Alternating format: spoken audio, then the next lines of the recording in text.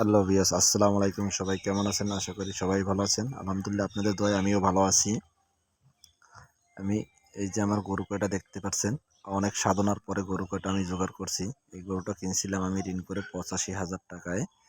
মাশাল্লাহ, এটাতে ভালো একটি আর্নিং হইতেছে বছর গেলে। কারণ হলো বছর গেলে একটি করে বাছুর আমার দেয়। আর এই গরুটাই আমাকে ঠিক মতন খাবার দিলে 2 কেজি দুধ দেয়। দেশি গরু তো 2 কেজি দুধ দেওয়া খুব ভাগ্যের ব্যাপার। যাই হোক, আমি প্রতিদিন জানেন যে একটি দোকানদারি করি ছোটোখাটো।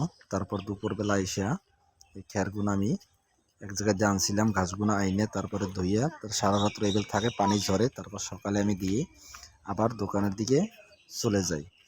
এমন লাগে পেটের তাও জোগাড় করা লাগে। যাই হোক, আলহামদুলিল্লাহ, আল্লাহ পাক তারপরও আমাকে অনেক ভালো রাখছে আপনাদের দোয়ায়। আশা করি এবছর তাহলে আমি ঋণের টাকাগুলো আস্তে আস্তে মাফ করতে পারবো। কারণ হলো ওই বাছুরটা বেঁচে আমি সার বাছুরটা বেচতে চাচ্ছিলাম না। আরও একটা বছর পারলে আমার আর্নিংটা ভালো হতো, কিন্তু যে মাসে টাকা পাবো সেই জন্য বেচতে হবে আমার। তা আরও মাস 2-3 পরে বেচবো, এখন নয়। যাই হোক, তারপরও খারাপ লাগে এখনই ভাবতে গেলে।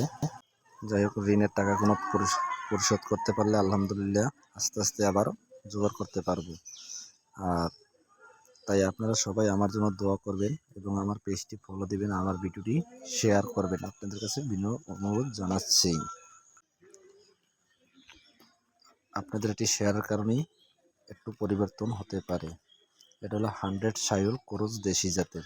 আর যা দিবেন তাই খাবে, কোনটায় না নাই। আর আমার দেখলেই শুধু আমার সাথে আইয়া গাড়া ঘষবে।